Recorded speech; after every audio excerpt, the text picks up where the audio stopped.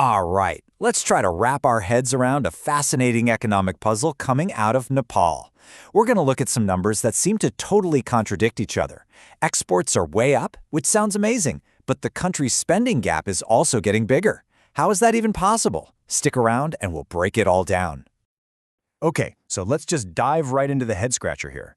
On one hand, you have Nepal's exports booming by nearly 82%. I mean, that's a huge win by any standard.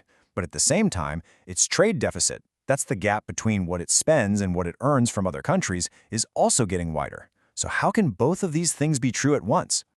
To really get this, we've got to start with the absolute basics. Think of it like a household budget. You've got money coming in, and you've got money going out.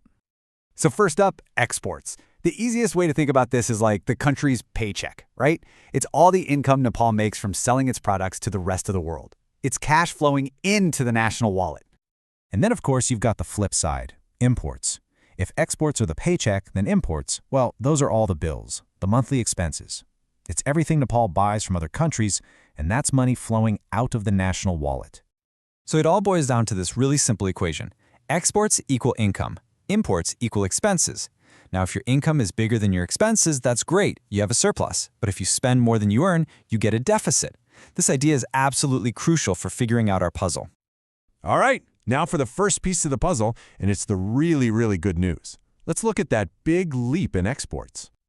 I mean, just look at that number, wow. In a single year, Nepal's exports didn't just grow, they absolutely skyrocketed, jumping by a massive 81.8%. That's a fantastic sign for Nepali products on the global stage. So what does that look like in real money? Well, the country's total paycheck from trade jumped to over 277 billion rupees.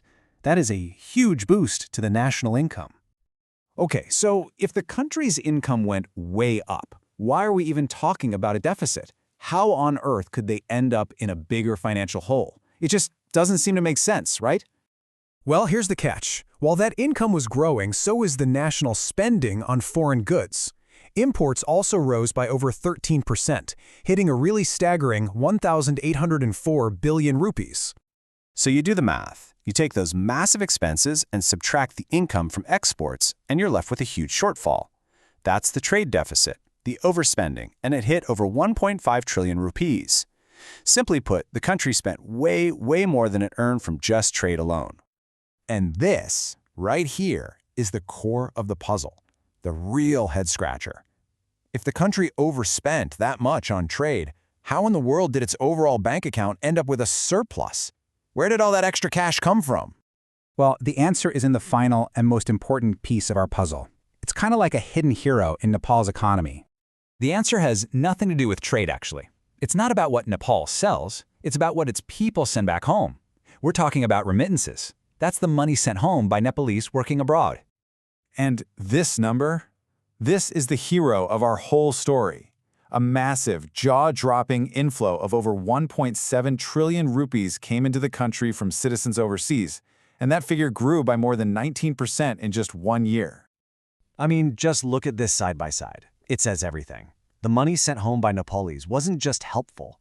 It was actually bigger than the entire trade deficit. It's like your family sending you a gift that's big enough to pay off all your credit card debt, and you still have cash left over. Okay, so let's do the final tally. We've got the big spending gap from trade, but we also have this incredible hero, remittances.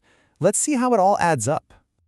It's actually pretty simple when you see it laid out like this. You start with that big negative number, the trade deficit. But then you add in that huge positive number from remittances, and boom! That massive injection of cash completely wipes out the trade gap. And here's the bottom line. When all is said and done, you get the final result, a healthy surplus of nearly 595 billion rupees. That's the country's final balance of payments. It's proof that despite the trade deficit, Nepal actually ended the year in the green. So to wrap your head around this whole thing, here's what you need to remember. Yes, Nepal's exports took a huge, fantastic leap. But the gap between what the country buys and what it sells is still a major challenge. The reason it all worked out in the end is because of that incredible financial support from its citizens abroad, which turned what could have been a problem into a really positive sign for the national balance sheet. But this whole story leaves us with one big, important question for the future. Remittances are an absolutely vital lifeline. But the long-term puzzle is pretty clear. How can Nepal boost its own salary through exports so that one day it doesn't have to rely so much on this gift from abroad? And that is the real challenge ahead.